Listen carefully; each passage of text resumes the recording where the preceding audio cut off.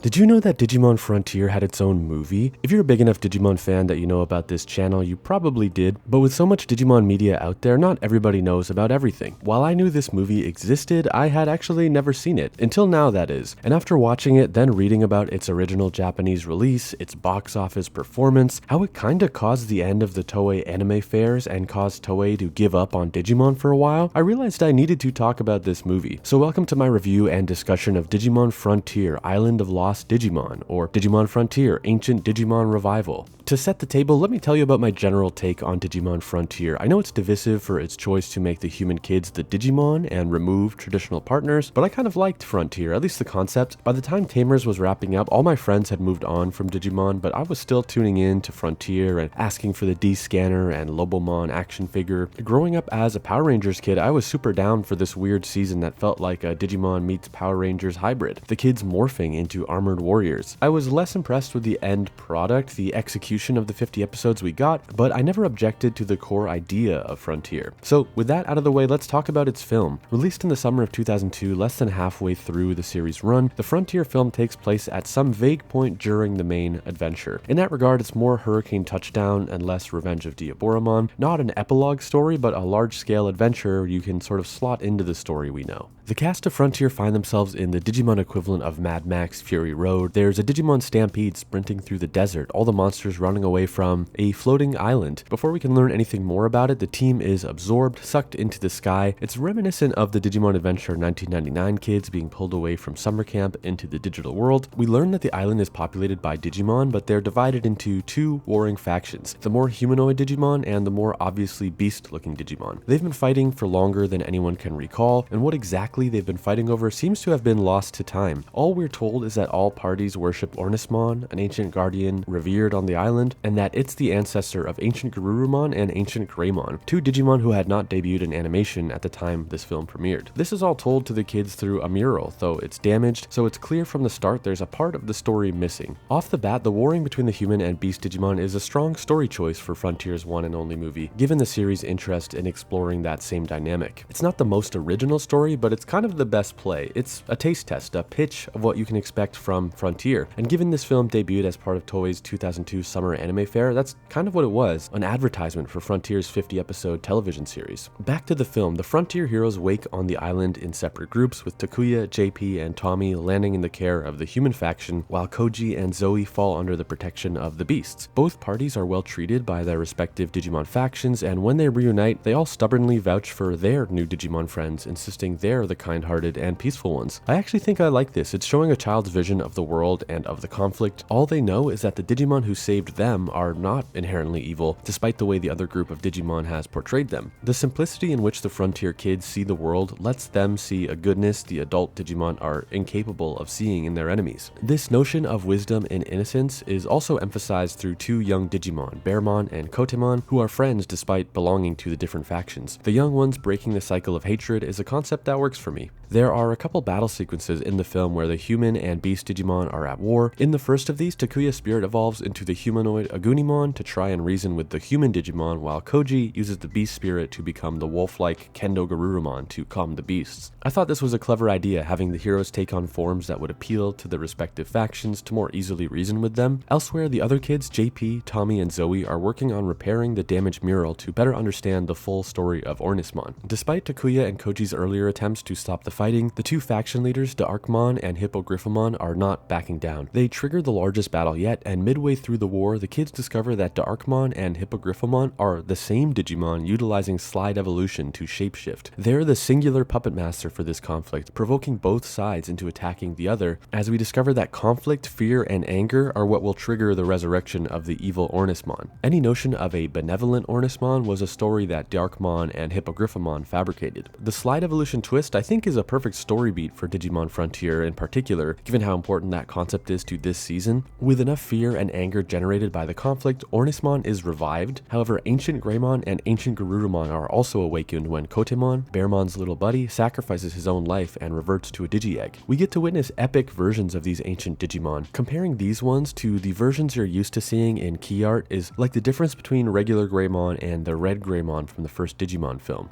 they put the monster in Digital Monster. Now, admittedly, I had forgotten exactly which evolutions Takuya and Koji could access in Frontier, and when these two ancients appeared, I initially thought they were Takuya and Koji. Spoilers, they are not, which allows Agunimon and Lobomon to fight alongside Ancient Greymon and Ancient Garurumon. I thought this ruled, seeing them fight side by side like the climax of 02, where all the Vmon evolutions got to fight together, but unfortunately, as with many of these Digimon films, the battle just ends way too quickly, feeling very anticlimactic. With Ornismon vanished, the human and beast Digimon tell the kids, "You saw past our anger and our fear, you saved our lives." We get a nice coexistence, anti-war message, and the movie wraps. It's not my favorite Digimon film, not by a long shot, but similar to Digimon Frontier itself, I like the idea of the film quite a bit. It was very short, with important battles wrapping up far too quickly for my liking. I felt that we got no meaningful character moments for the core cast of Frontier, and so I was disappointed leaving this film not thinking to myself, I could go for a Frontier rewatch. Instead, I felt completely satiated, thinking, yep, that's Digimon Frontier, I got my fix. So if you want to revisit Frontier without committing to a full series rewatch, maybe check out its 40-minute film. But if you want something that will reignite your passion for Digimon Frontier, I don't think this will do that. It didn't for me, at least. Still, I enjoyed some solid nighttime action sequences, the larger-than-life take on Ancient Garurumon and Ancient Greymon, and personally, I think Darkmon is an S-tier all-timer Digimon design, so it was great seeing that character in a prominent role. I'd have to put it somewhere between a C and a low B, our wargame being S-tier, just to provide some context to that scale. But next, I want to talk about the real-world response to this movie, all the way back in 2002.